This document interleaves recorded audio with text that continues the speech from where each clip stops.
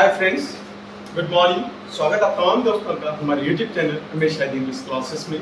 और आज हम लोग बात करने वाले हैं वन वर्ड सब्स्टिट्यूशन का, यानी इसको हिंदी में हम लोग कहते हैं अनेक शब्दों का एक शब्द। तो आइए कुछ इंपॉर्टेंट क्वेश्चन जो अक्सर एग्जाम में पूछे जाते हैं उनको हम लोग देखते हैं। पहला क्वेश्चन है दोस्तों, a speech made without preparation. एक भाषण जब बिना तैयारी का दिया जाता है, अचानक आप बैठे हुए हैं और आपको स्टेज पर बुला लिया जाता है और आपसे भाषण दिलवा दिया जाता है, तो ऐसे भाषण को हम लोग इंग्लिश में क्या बोलते हैं? पहला है कैटलॉग। कैटलॉग मतलब होता है किताब की सूची, लिस्ट ऑफ बुक्स को हम लोग कैटलॉग कहते हैं। ये आंसर नहीं होगा। एस्ट्रोनॉट, एस्ट्रोनॉट कहते हैं train to travel in space, जो अंतरिक्ष में यात्रा करने के लिए जिसको ट्रेन किया जाता है उसको हम लोग कहते हैं एस्ट्रोनॉट। वो तो नहीं होगा अंतरिक्ष यात्री। टर्न कोट, टर्न कोट कहते हैं वो आदमी जो हमेशा अपना बदल लेता है पाला, यानी जिधर घी मिला उधर चले गया, यानी दल बदलू। इसका शुद्ध हिंदी होगा दल बदलू, ए person who always change his side. और इत्तेफाक से हमारे नेता लोग इसमें बहादुर है। चौथा है एक्सटेम्पोर। एक्सटेम्पोर का मतलब हुआ बिना तैयारी का भाषण, बिना तैयारी का speech. Speech made without preparation को हम लोग दोस्तों क्या कहेंगे? एक्सटेम्पोर। ये याद रखिएगा, बहुत इंपॉर्टेंट क्वेश्चन है। ऐसे तो टोटल वर्ड इंपॉर्टेंट है बस। ए पीरियड ऑफ 10 इयर्स, यानी 10 साल की अवधि को इंग्लिश में क्या कहते हैं? तो हिंदी में तो हम लोग जानते हैं 10 साल की अवधि को दशक कहते हैं। इंग्लिश में क्या कहते हैं? तो देखिए ऑप्शन है century. Century it is the period of 100 year, यानी 100 साल की अवधि को हम लोग सेंचुरी कहते हैं। तो नहीं होगा डिकेड। डिकेड मीन्स होता है दशक। It is the period of 10 year, 10 साल की अवधि को हम लोग बोलते हैं decade. This is the correct answer. और anniversary, anniversary it is the returning of a particular date yearly, यानी वो डेट जो साल में दोबारा आ जाता है आपका। जैसे आप शादी किए तो जिस डेट को शादी किए हैं उसी अगले साल में जो डेट आएगा वो डेट वो आपका एनिवर्सरी डेट। तो ईयर तो जानते करते हैं, the period of 365 days. So right answer होगा a period of 10 years decade. अगला क्वेश्चन है दोस्तों, a person who can use both hand with ease. Question समझिए, कहता कि एक आदमी जो आराम से अपने दोनों हाथ को इस्तेमाल करता है, यानी जितना हाथ उसको, जितना उसकी ताकत जो लेफ्ट में है उतना राइट में। जिस काम को वो लेफ्ट से जितनी खूबसूरती के साथ कर सकता उतनी ही खूबसूरती के साथ वो उसको राइट से भी कर सकता। तो ऑप्शन है हर्ड। हर्ड तो होगा नहीं, हर्ड जानते हैं झुंड होता है इसका हिंदी।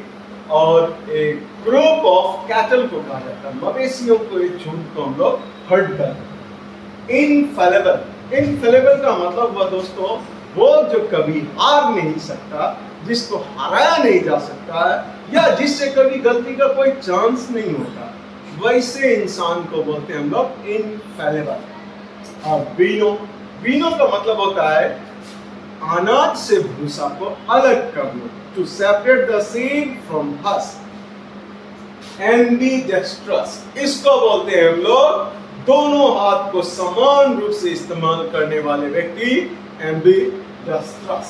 याद रखिएगा, वो आदमी जो दोनों हाथ पे अपना फुल्ली कमांड रखता, जितना लेफ्ट पे कमांड है उतना राइट में भी, जितना राइट में है उतना लेफ्ट में, वैसे वो क्या बोलते हैं? एम्बीडेक्स्ट्रस। चौथा नंबर क्वेश्चन है दोस्तों, प्लेस वेयर टू और मोर रिवर्स मीट, यानी वो जगह जहां दो या दो से अधिक नदियां आकर के एक साथ मिलती है, वैसे मिलन को हम लोग क्या कहते हैं? मिलन स्थल को हिंदी में संगम बोलते हैं। सही पकड़, संगम। तो ऑप्शन है पायरेट। पायरेट तो होगा नहीं, क्योंकि पायरेट कहते हैं समुद्र डाकू को, जो समुद्र में लूटता है, शिप में को लूटता है, वैसे को हम लोग बोलते हैं पायरेट।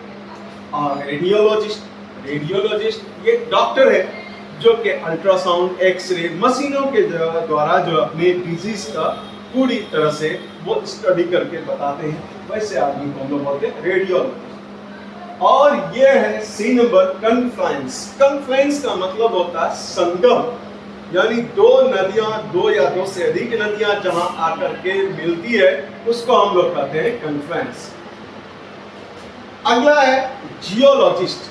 जियोलॉजिस्ट का मतलब हुआ ए person who studies the crust of the earth, यानी जो पृथ्वी की सतह का अध्ययन करते हैं उसको हम लोग कहते हैं जियोलॉजी। तो सही आंसर कहां आप लोग को मिला? कन्फ्लुएंस में मिला।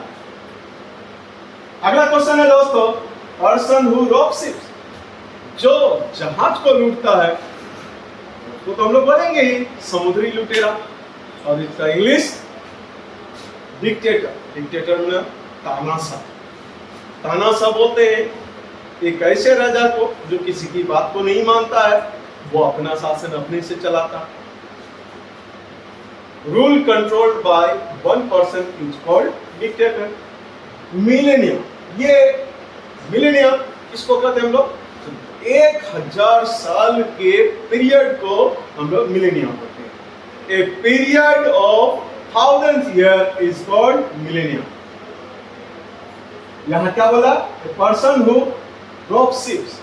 तो सही आंसर, उससे पहले हम लोग ऑर्चर्ड देखे।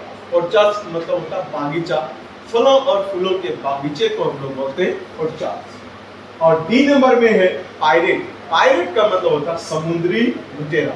तो यहाँ पर्सन हु रॉब्स शिप्स क्या हो जाएगा आंसर? पायरेट।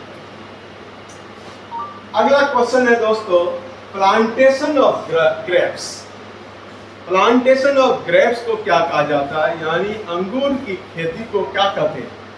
अंगूर की खेती करने को हम लोग विटीकल्चर बोलते हैं। तो ए नंबर ऑप्शन सही है, विटीकल्चर।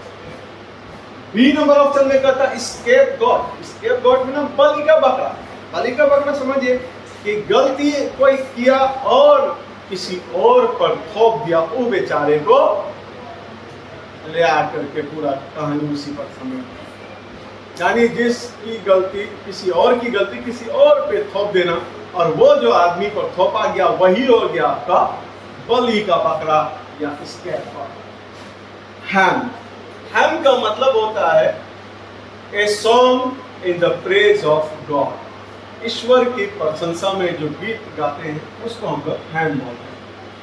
और डी नंबर है लेयर। लेयर मीन्स होता है वो जगह जहां जानवरों को रखा जाता है, इसका शुद्ध हिंदी होगा माफी।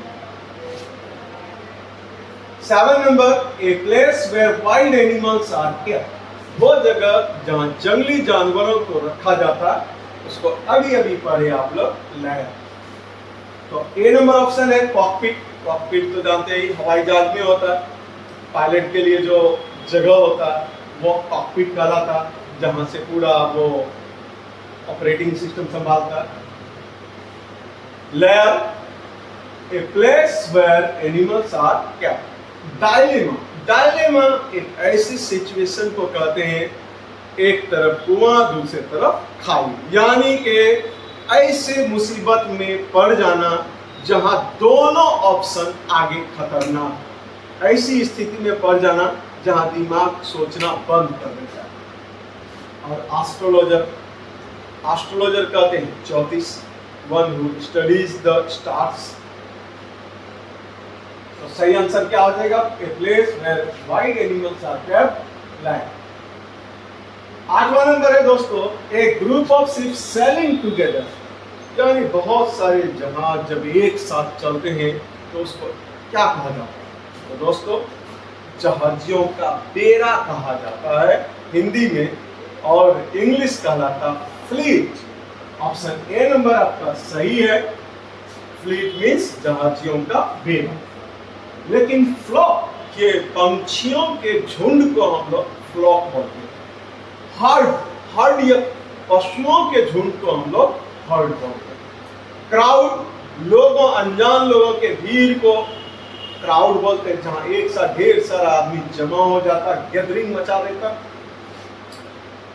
A sudden rush of a large number of frightened people, लोग डर के मारे जो एकदम भागने लगते हैं, अपना जान जी उठा करके भागना शुरू करते हैं, ये नहीं देखते कि कौन गिरा, कौन पड़ा, कौन उठा, वो नहीं देखते, खाली अपने जान की परवाह करके उड़ करके जो भागने की कोशिश करते हैं, ऐसे को इंग्लिश में स्टैम्पेड कहते हैं और हिंदी में कहते हैं भगदड़।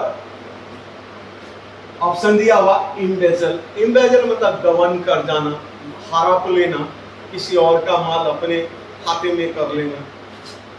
इंसॉल्वेंट, इंसॉल्वेंट बोलते हैं दिवालिया को। One who is unable to pay his debt, जो अपना कर्ज चुका नहीं पाता है उसको हम लोग बोलते हैं इंसॉल्वेंट। और स्टैम्पेड, स्टैम्पेड हो गया आपको a sudden rush of large number of frightened people, भगदड़ जिसको हम लोग बोलते हैं। एब्डिकेशन, एब्डिकेशन माना हुआ गद्दी त्याग, स्वेच्छा से जो गद्दी त्याग देते हैं, the abdication of the throne, which studies the crust of the earth, यानी वो विज्ञान जिसमें पृथ्वी के सतहों का अध्ययन किया जाता उसको हम लोग कहते हैं जियोलॉजी। ऑप्शन दिया है आपको हिस्ट्री, पैथोलॉजी, पैसिफिस्ट, तो आप जियोलॉजी कहेंगे। The science which studies the crust of the earth. History तो जानते हैं, इति जोर हास बीती जोर बात, यानी बीती हुई बात को बताने वाला जो स्टोरी है वो आपका हिस्ट्री में चले जाएगा। Pathology, the study of, you can say pathology, the science in which we study the origin of disease. Pacifist, pacifist बोलते हैं शांति प्रेमी को, one who is fond of peace, one who does not believe in war and killing, जो ये विश्वास करता है कि युद्ध, मार पीट इससे कुछ होने वाला नहीं है, जो शांति पर विश्वास करता है, शांति देखना चाहता है, वैसे आदमी को हम लोग बोलते हैं pacifist. So your right answer is the science which studies the crust of the earth is called geology. Thanks for watching MSID English classes. दोस्त आज के लिए इतना ही। इसको थोड़ा सा अच्छा से देखिएगा क्योंकि क्वेश्चन तो 10 ही है, लेकिन 10 के साथ आपको यहाँ 40 ऑप्शन भी मिला है और टोटली 40 क्वेश्चन है। मिलते हैं